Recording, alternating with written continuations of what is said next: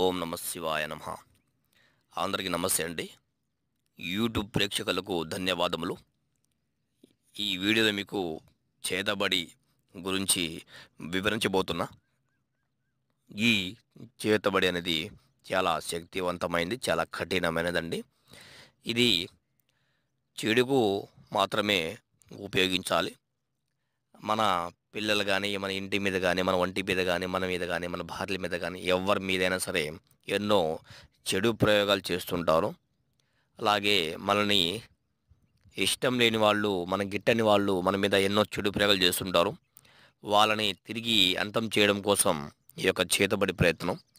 ఎవరినైనా సరే కేవలం 2 రోజుల్లో వాళ్ళ మరణఘోష వినాలంటే మరణఘోష అవుతుంది. వాళ్ళ మంచాన శాశ్వతంగా పడిపోవాలంటే మంచాన పడిపోతారు. వాళ్ళ జీవితకాలం చిత్రహింసలు గురవ్వాలంటే చిత్రహింసలు గురవుతారు. ఇది కేవలం 2